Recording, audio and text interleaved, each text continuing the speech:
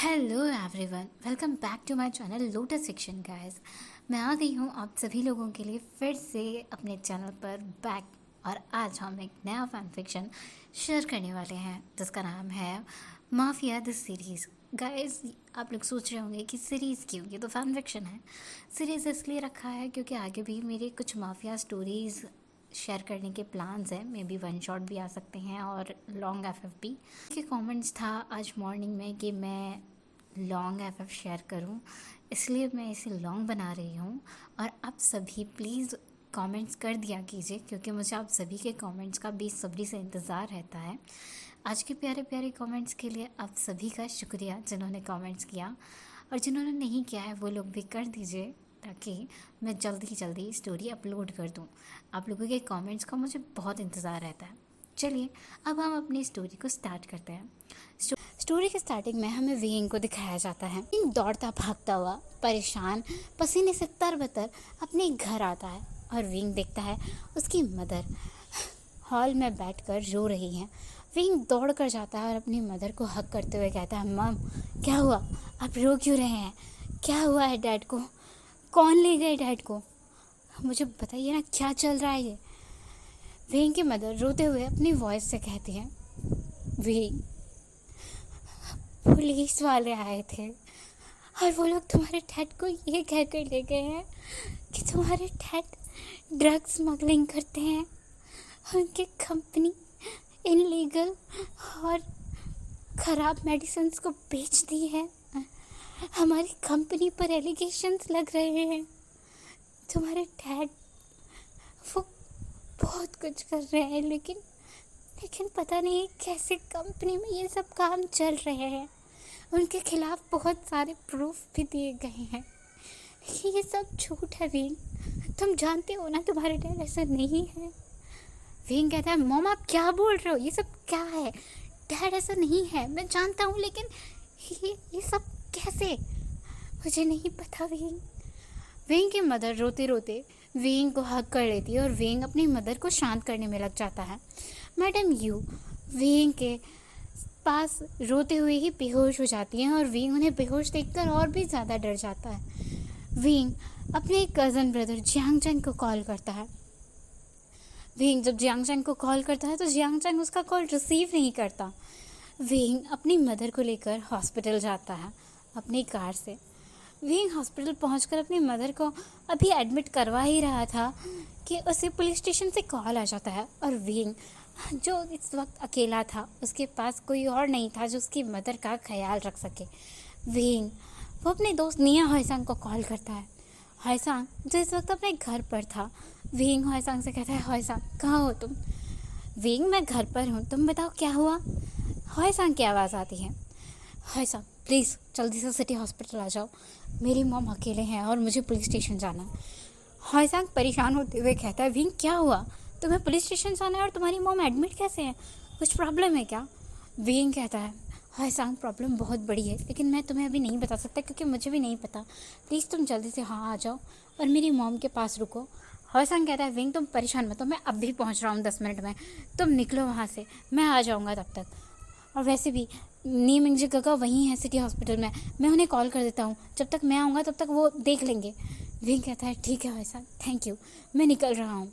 इतना कहकर विंग फिर से हॉस्पिटल से दौड़ते भागते अपनी कार लेकर पुलिस स्टेशन पहुंचता है। पुलिस स्टेशन पहुंचकर विंग देखता है कि एक लॉकअप रूम में एक पुलिस ऑफिसर विंग के डैड के साथ पूछताछ कर रहा है। उनके पास कुछ फ़ोटोज़ और कुछ फाइल्स हैं जो वो बार बार विंग के डैड को दिखा रहे हैं और उनसे क्वेश्चन पूछ रहा है। यहाँ जियांग फेंगमियान जो बहुत ही सीधे साधे आदमी हैं, उन्होंने कभी भी इस तरीके से पुलिस स्टेशन में खुद को पाया ही नहीं, वो कभी पुलिस से रूबरू तक नहीं हुए। एक छोटी सी कंपनी को ऑन करते हैं जहाँ पर सिर्फ 10 से 15 वर्कर काम करते हैं और बाकी का वो सारा काम खुद ही देखते हैं। विंग वो अपने डैड को देखता ही रह जाता है और पुलिस ऑफिसर से पूछता है कि उनके खिलाफ़ कंप्लेंट की किसने है, लेकिन वो पुलिस ऑफिसर्स विंग को कुछ भी नहीं बताते। इवन वो विंग को अपने पास बिठाकर एक और फाइल दिखाते हुए कहते हैं, आप लोगों ने सब कुछ, आपके डैड ने जो सब कुछ अब तक बना के रखा है सब कुछ इनलीगल है, आप लोगों का घर भी इनलीगल है, कंपनी भी इनलीगल है, आप लोगों की सब चीज़ों की कोई रजिस्ट्री नहीं है। पर विंग कहता है ऐसा कैसे हो सकता है, मेरे डैड ने घर की रजिस्ट्री करवाई है, हमारा घर लीगल है।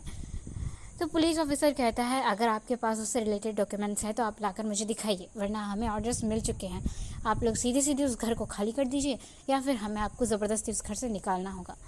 विंग ये सब सुनकर शॉक में आ गया था।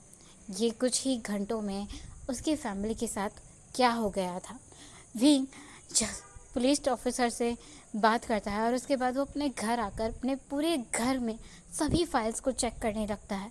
वो अपने घर के डॉक्यूमेंट्स ढूंढने लगता है जो रजिस्ट्री करवाई जाती है। विंग उन डॉक्यूमेंट्स को निकालता है। उसे 2 घंटे लग गए थे लेकिन फाइनली उसने ढूंढ लिए थे। विंग फिर से पुलिस स्टेशन जाता है और उन डॉक्यूमेंट्स को दिखाता है। पुलिस ऑफिसर जो उन डॉक्यूमेंट्स को देखने के बाद कहता है ठीक है आप यहीं बैठिए, हम कुछ चेक करके आते हैं। पुलिस ऑफिसर उस पुलिस स्टेशन से बाहर आकर किसी का फ़ोन करता है और कहता है सर उस इंसान के पास डॉक्यूमेंट्स हैं और वो रियल डॉक्यूमेंट्स हैं, अब हम क्या करें, उसके घर से तो हम नहीं निकाल सकते। फ़ोन पर से दूसरा इंसान अपनी एक स्ट्रॉन्ग वॉइस के साथ कहता है बोल दो कि वो डॉक्यूमेंट्स फेक है। वैसे भी उसे नहीं पता रियल डॉक्यूमेंट्स और फेक डॉक्यूमेंट्स क्या होते हैं। इतना सा ही सुनते वो पुलिस स्टेशन का ऑफिसर कॉल कट कर देता है और उसके बाद अंदर आकर विंग से कहता है ये डॉक्यूमेंट्स इनलीगल हैं, ये डॉक्यूमेंट्स फेक हैं, आपके डैड ने बहुत चालाकी से बनाया है, आप अपना घर खाली कर दीजिए वरना हमें इसे तोड़ना होगा। अब हमें विंग को उस पुलिस स्टेशन से बाहर निकलते हुए दिखाया जाता है। विंग बहुत थका हुआ और टूटा हुआ फील कर रहा था। विंग को कुछ भी समझ नहीं आ रहा था कि वो आखिर क्या ही करे। एक तो wing upper middle class family से बिलोंग करता है, ऊपर से उसके फादर की एक छोटी सी कंपनी है, कोई ज़्यादा बड़ी कंपनी नहीं है। अचानक से ही उनके साथ एक ही दिन में ये इतनी सारी चीज़ें हो गई। विंग जिस नए कॉलेज में कल उसने एडमिशन लिया था, आज अचानक से उसे उसी कॉलेज से निकाल दिया गया। उसके फादर उन्हें पुलिस अरेस्ट करके ले गई और उसकी मॉम की तबीयत इतनी ख़राब हो गई है इन सब चीज़ों से कि वो हॉस्पिटलाइज हो गई है। सुबह से शाम हो चुकी है और अब विंग इतना ज़्यादा थक चुका है, उसमें खड़े रहने तक की ताकत नहीं है। विंग जो उस पुलिस स्टेशन के बाहर कार के पास खड़ा होकर यही सोच रहा था कि डैड ने मुझे बताया क्यों नहीं कि कंपनी में इतने सारे लॉसेस चल रहे हैं। अब लॉस चलने के बाद फिर भी ठीक थी, यहाँ तक विंग को कुछ नहीं बताया गया था, लेकिन अब बातें हद से ज़्यादा आगे बढ़ गई थी जिसकी वजह से अब विंग को सब कुछ बताना पड़ रहा था। विंग के फादर और मदर उसे परेशान नहीं करना चाहते थे। वो बस विंग से कहते थे कि वो ज़्यादा परेशान ना हो और बस अपने स्टडी पर फोकस करे। लेकिन अब विंग परेशान कैसे ना हो क्योंकि बातें हद से बहुत ज़्यादा आगे बढ़ गई थी। विंग के फादर की कंपनी पर बहुत सारे एलिगेशन लगा दिए गए थे। सबूतों को इस तरीके से पेश किया गया था कि विंग और उसके डैड खुद को इनोसेंट प्रूफ कर ही ना पाए। विंग के फादर विंग से घर जाकर अपनी मदर का ध्यान रखने के लिए कह चुके थे, इसलिए विंग वहाँ से अपने मॉम से मिलने के लिए हॉस्पिटल जाता है, जहाँ निया मिंगजे और निया हॉयसांग कब से बस विंग का ही वेट कर रहे थे। और वो विंग से आते ही पूछते हैं विंग क्या हुआ।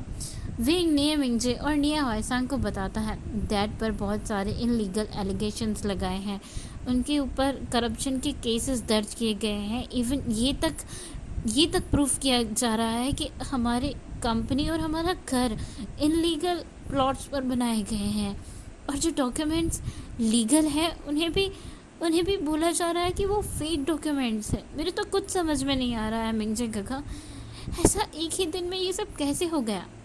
निया मिंगजे विंग से कहते हैं विंग समझने वाली बात है, एक ही दिन में इतनी सारी चीज़ें नहीं हो सकती। इलीगल एलिगेशंस, करप्शन के केसेस, ये सब कुछ करना किसी आम इंसान की बस की बात नहीं है। क्या तुम्हारे डैड का कोई बिजनेस राइवल है, कोई दुश्मन है? ये सब चीज़ें एक प्लानिंग के साथ ही की गई है और शायद एक लंबी प्लानिंग के बाद की गई है। विंग कहता है मुझे नहीं पता मिंगजे काका कि डैड का कोई बिजनेस राइवल है या नहीं, डैड ने मुझे इस बारे में नहीं बताया, मुझे कुछ समझ नहीं आ रहा। विंग जो बहुत थक गया था वो काउच पर बैठ जाता है अपने सर को पकड़कर। निया मिंगजे उससे कहते हैं विंग मेरा एक फ्रेंड लॉयर है, मैंने उससे इसके बारे में बात कर ली है, तुम उससे सारी सिचुएशंस बता देना, वो तुम्हारी हेल्प ज़रूर करेगा। और हाँ, तुमने सुबह से कुछ नहीं खाया है, तो अब तुम खाना स्टार्ट करो, तुम्हारे लिए डिनर लाया हूँ।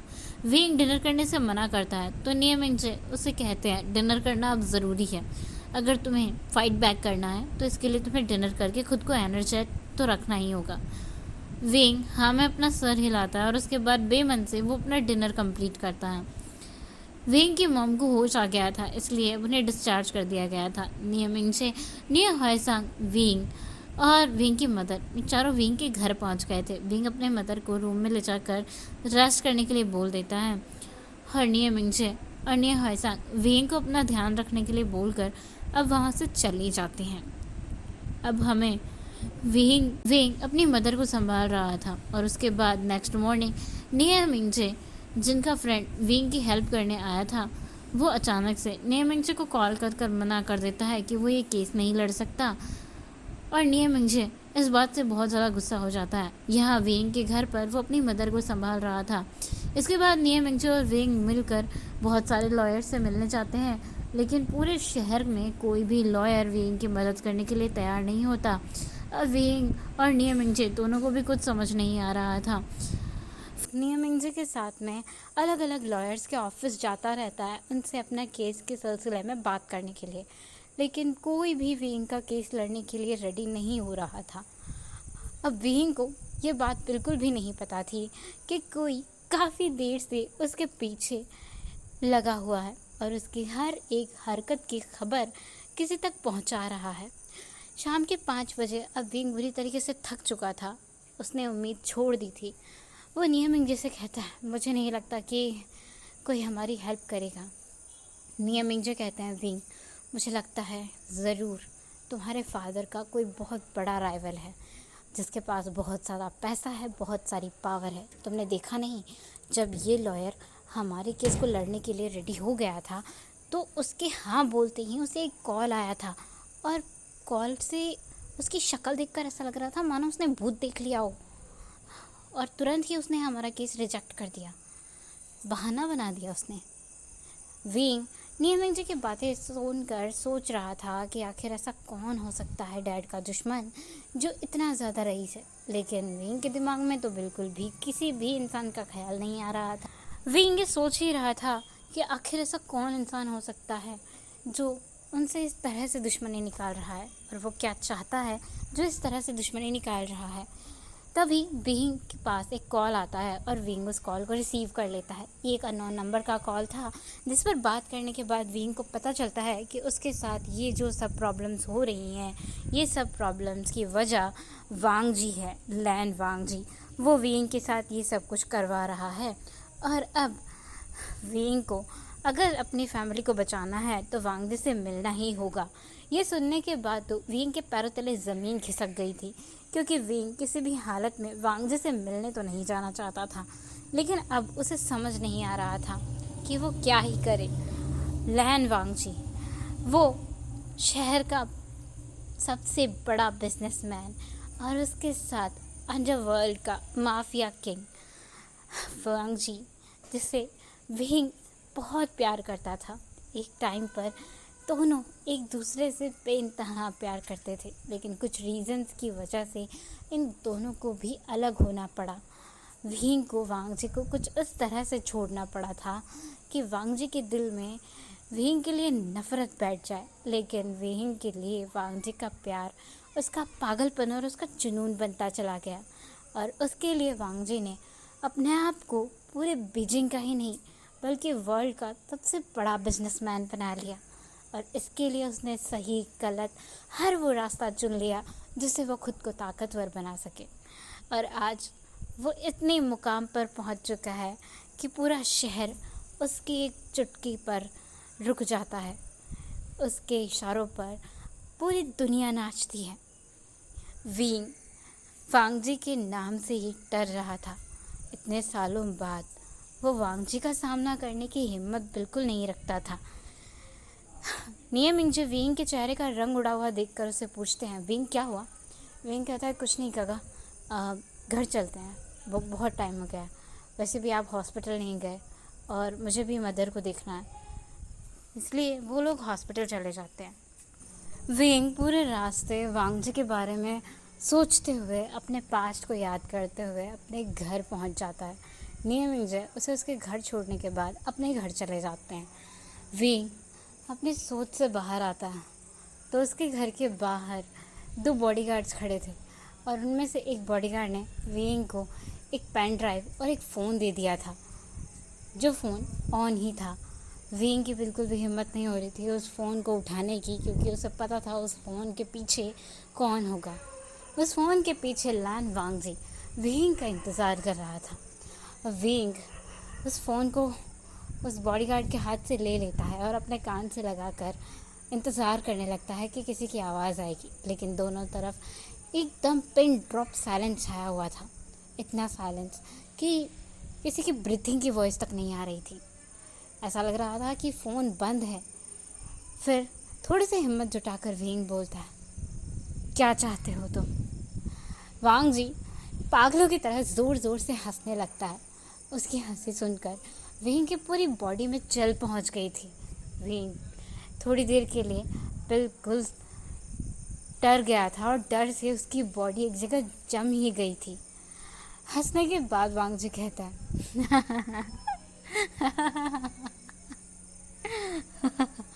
क्या चाहता हूँ? तुम्हें चाहता हूँ मैं विवशान, तुम्हें। अपने फादर को लॉकअप से बाहर नहीं देखना चाहते तुम?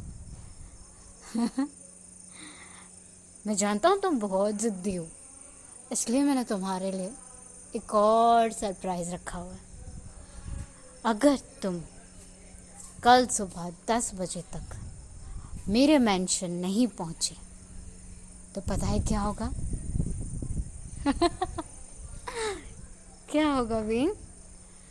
तुम्हारे फादर हमेशा हमेशा के लिए तुमसे दूर चले जाएंगे और तुम्हारा वो बहुत अजीज, खास, जिगरी यार, दोस्त कम भाई निया हॉय सांग कैसा रहेगा अगर उसकी सांसें हमेशा के लिए रुक जाए, या फिर उसे भी मैं किसी केस में फंसा दूँ, या उसके ब्रदर का वो हॉस्पिटल वो किसी बम ब्लास्ट में उड़ा दूँ। विंग जो वांग जी की ऐसी बातें सुन रहा था, उसकी आंखें फटी की फटी रह गई थी और उसका मुंह खुला था। विंग को समझ नहीं आ रहा था आज वो जिस इंसान से बात कर रहा है ये वही लैन वांग जी है जो आज से 5 साल पहले उससे प्यार करता था। आज ये इतना पागल कैसे हो गया है? विंग की पूरी बॉडी डर के मारे शिवर कर रही थी। उसकी ब्रीथ एकदम साइलेंट हो गई थी। विंग को समझ ही नहीं आ रहा था कि वो किस तरह से रिएक्ट करे। विंग को तो कुछ भी समझ नहीं आ रहा था। ऐसा लग रहा था विंग को मानो उसका दिमाग उसकी बॉडी से निकलकर कहीं चला ही गया हो और वो बिना दिमाग के एक जगह भूत बन के खड़ा हुआ हो। लेकिन अब विंग क्या ही करे? वांग जी जिस तरीके से बात कर रहा था, उसके टोन और लहजे को देखकर तो विंग डरने के लिए मजबूर था। विंग वांग जी से कहता है, प्लीज़ कुछ मत करना, प्लीज़ उन दोनों को कुछ मत करना, उन्होंने तुम्हारा कुछ भी नहीं बिगाड़ा है। मैं आऊँगा तुमसे मिलने, तुम जहाँ बोलोगे मैं वहाँ आऊँगा, जब बोलोगे आ जाऊँगा। प्लीज़ उनमें से किसी को कुछ मत करना, प्लीज़ उन्हें जाने दो। लेकिन वांग जी जो ज़ोर ज़ोर से बस हंसे ही जा रहा था और फिर उसने अपना फ़ोन काट दिया था ये सुनने के बाद कि विंग उससे मिलने आएगा। विंग हेलो हेलो हेलो करता ही रह गया था फ़ोन पर। फिर उसे समझ आ गया था कि वांग जी ने फ़ोन काट दिया है, इसलिए वो फ़ोन फेंकने की कोशिश करता है, लेकिन उसे याद आता है कि फ़ोन तो उसे वापस देना है क्योंकि उसके सामने 2 बॉडीगार्ड्स भी खड़े हैं। विंग वो फ़ोन बॉडीगार्ड्स को देता है और वो पेन ड्राइव लेकर चला जाता है। विंग उस पेन ड्राइव को ले जाकर अपने बेड पर फेंक देता है और खुद बाथरूम में शावर लेने चला जाता है। विंग शावर के नीचे बैठकर अब सोच रहा था उसकी वांग जी के साथ पहली मुलाकात कैसे हुई थी। तो अब यहाँ से स्टार्ट होता है एक फ्लैशबैक।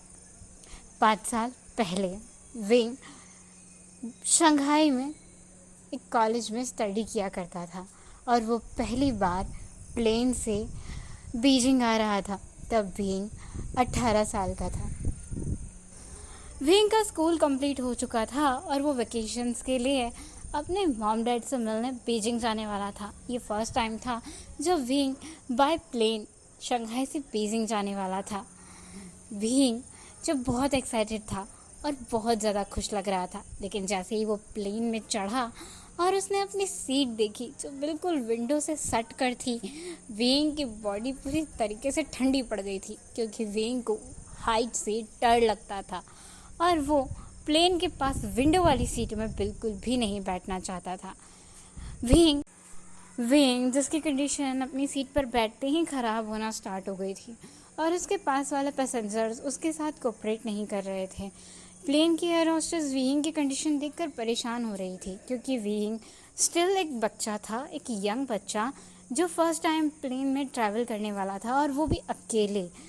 वो एयर होस्टेस समझ सकती थी विंग को किस तरह से पैनिक अटैक्स हो रहे थे। वो एयर होस्टेस विंग से जाकर बात करती है, सर क्या आप यहाँ पर कंफर्टेबल नहीं हैं? तो विंग बताता है, नहीं मुझे हाइट से डर लगता है, विंडो सीट पर नहीं बैठ सकता हूँ मैं, प्लीज़ आप मुझे कोई और सीट दे सकते हैं, मुझे बहुत डर लग रहा है। वो एयर होस्टेस विंग की कंडीशन देख रही थी कि विंग किस तरीके से बोलने में भी काँप रहा है, और विंग के फेस पर अच्छे से उसका डर दिख रहा था। उसके फेस के जो 12 बजे हुए थे और जो स्वेटिंग हो रही थी। उसके पीछे वाली एयर होस्टेस ज़रा सा मुस्कुरा देती है, फिर वो कहती है, हम लोग आपके लिए कुछ दूसरा सीट अरेंज करते हैं। वो दोनों एयर होस्टेस प्लेन में सभी पैसेंजर से पूछती है, लेकिन कोई भी कोऑपरेट करना चाहता ही नहीं था। हाँ, क्या लोग हैं भाई, कहाँ कहाँ से आ जाते हैं। Back to the story. वो एयर होस्टेस प्लेन के एक दूसरे सेक्शन में जाती है जो एक वीआईपी पर्सन ने अपने लिए बुक किया हुआ था, और वो उस वीआईपी पर्सन से कहती है, सर प्लीज़ आप लोग बुरा ना माने तो हमारी एक पैसेंजर को यहाँ पर एडजस्ट कर लीजिए। वो एक बच्चे हैं और अकेला ट्रैवल कर रहे हैं, उन्हें विंडो सीट से फोबिया है, आप प्लीज़ हमारे साथ थोड़ा सा कोऑपरेट कर सकते हैं। वांग जी जो मना करने वाला था, शुयांग वो बोलता है, हम कर लेंगे, भेज दो। वांग जी शुयांग की तरफ गुस्से से देखता है और कहता है, तुम्हें क्या ही ज़रूरत है, मैंने कहा ना मुझे कोई नहीं चाहिए, पता है मुझे स्ट्रेंजर्स पसंद नहीं है। शुयांग कहता है, वांग जी वो एक बच्चा है, हाँ वैसे भी हमारे पास काफ़ी सारे सीट्स हैं, अगर वो एक सीट पर बैठ भी जाएगा तो क्या जा रहा है, यहाँ पर हम 4 लोग ही हैं। वांग जी तो बिल्कुल भी एडजस्ट नहीं करना चाहता था, लेकिन ये शुयांग था, 10 के आगे वांग जी की एक नहीं चलती थी। वो एयर होस्टेस शुयांग को थैंक यू बोलकर चली जाती है और बहुत ही प्यार से विंग को लाकर उस प्लेन में शुयांग के पास वाली सीट पर बिठा देती है, जहाँ पर सामने वांग जी बैठा था और वांग जी के सामने शुयांग, और शुयांग के पास वाली एक सीट खाली थी। उसी सीट पर वो एयर होस्टेस विंग को बिठाकर चली जाती है। विंग बहुत डरा हुआ था, लेकिन बहुत प्यारा लग रहा था। शुयांग उसकी तरफ देखकर स्माइल करते हुए कहता है, हे तुम्हारा नाम क्या है? विंग जो इतना डरा हुआ था कि वो वांग जी और शुयांग की आवाज़ से ही डर गया था। विंग जो पहले से ही डरा हुआ था, वो शुयांग की आवाज़ सुनकर और भी डर गया था। शुयांग की आवाज़ से जैसे ही विंग डरा, शुयांग एक स्माइल करते हुए कहता है, अरे डरो मत, मैं बस तुम्हारा नाम ही पूछ रहा हूँ, तुम्हारा नाम क्या है? विंग धीरे से और अपनी अटकती हुई वॉइस से कहता है, विंग। विंग जैसे ही अपना नाम बोलता है, शुयांग स्माइल करते हुए कहता है, बहुत प्यारा नाम है और तुम बहुत ही क्यूट लग रहे हो, चलो अपना सीट बेल्ट पहन लो। विंग हाँ में सिर हिलाता है और वो अपना सीट बेल्ट पहनने की कोशिश करता है, लेकिन विंग को इतना डर लग रहा था और उसके हाथ, उसकी पूरी बॉडी इतनी शिवर कर रही थी कि उसे सीट बेल्ट ही लगाया नहीं जा रहा था। ये देखकर शुयांग प्यारी सी स्माइल करता है और फिर विंग की हेल्प करता है उसको सीट बेल्ट लगा देने में। ये देखकर वांग जी अपनी आइज़ रोल करता है। अब बारी थी प्लेन के स्टार्ट होने की और हवा से बातें करने की। जैसे ही प्लेन स्टार्ट हुआ, विंग की तो धड़कनें ही बढ़ गई थी भाई साहब। उसका तो दिल जैसे अभी बाहर आ जाएगा उसके मुंह में आ चुका है। विंग इतना डर गया था कि वो ज़ोर से चिल्लाता है, जिसके बाद वांग जी उसके डांट देता है, शट अप। विंग वांग जी को देखकर और डर जाता है। अब उसे समझ नहीं आ रहा था कि वो प्लेन से डरे या अपने सामने बैठे हुए इस इंसान से डरे जो उसे शट अप बोल रहा है। विंग अपने मुंह पर हाथ रख लेता है और कसकर वो अपनी सीट को पकड़ लेता है, क्योंकि अब प्लेन हवा की तरफ, आसमान की तरफ जो उड़ रहा था।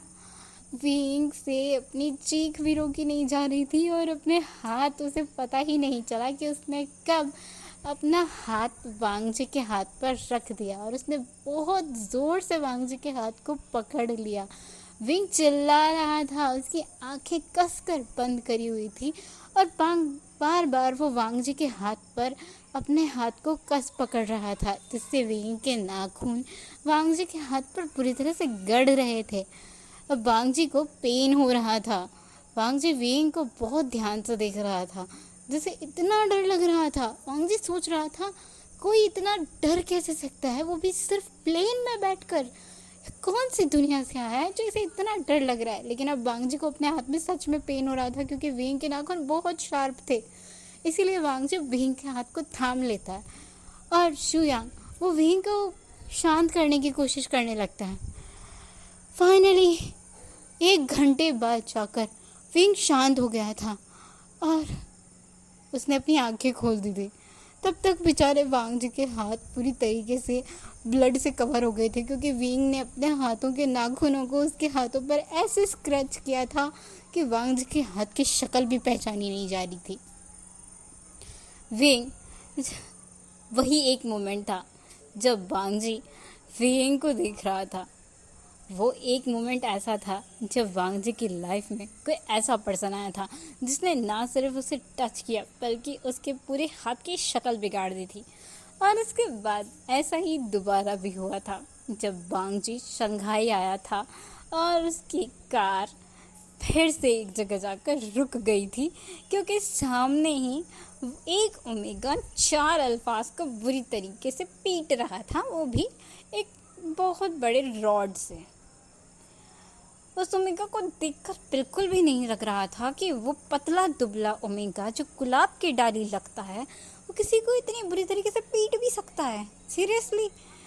और वांग जी हैरान तो तब हो गया जब उसे उस ओमेगा की शक्ल दिखाई दे गई। अरे ये तो वही ओमेगा है जिसने वांग जी के हाथ की शक्ल बिगाड़ दी थी। अब भाई कोई ऐसे इंसान को कैसे ही भूल सकता है जिसने आपके हाथ को इतनी बुरी तरीके से नोचा हो और जिसके चिल्लाने से आपके कान के पर्दे फटने से बचे हों। वांग जी, जिसकी मेमोरी पहले से ही बहुत शार्प थी, विंग को देखकर इस बार उसे हंसी आ रही थी। पहली बार उसके फेस पर गुस्सा था। ये 1 महीने के गैप की बात है।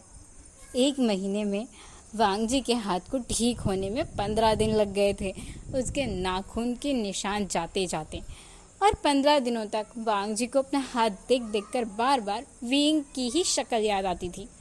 तो अब उसे अच्छे से याद हो चुका था कि ये विंग है, लेकिन उसे नाम नहीं पता था कि ये ओमेगा है कौन। लेकिन इस बार वांग जी के अंदर बहुत सारे चेंजेस आ चुके थे। कुछ तो था जो वांग जी में बदल रहा था। वांग जी अपने बॉडीगार्ड से कहता है, एनजिंग, इस ओमेगा के बारे में पता करो, ये कहाँ से है, किसे बिलोंग करता है। एनजिंग हाँ में अपना सिर हिलाता है और उसके बाद विंग, जो अपना साइकिल लेकर उन 4 अल्फाज को पीटने के बाद वहाँ से चला गया था। विंग ने मार्शल आर्ट सीखे थे, उसे कुंफू भी आता था और उसे जूडोज भी आते थे, जो उसने अपने आप को प्रोटेक्ट करने के लिए सीखे हुए थे। विंग काफ़ी सारे वेपन्स को चलाना भी जानता था। सो गाइस, आज के लिए बस इतना ही। हम लोग मिलेंगे नेक्स्ट पार्ट में।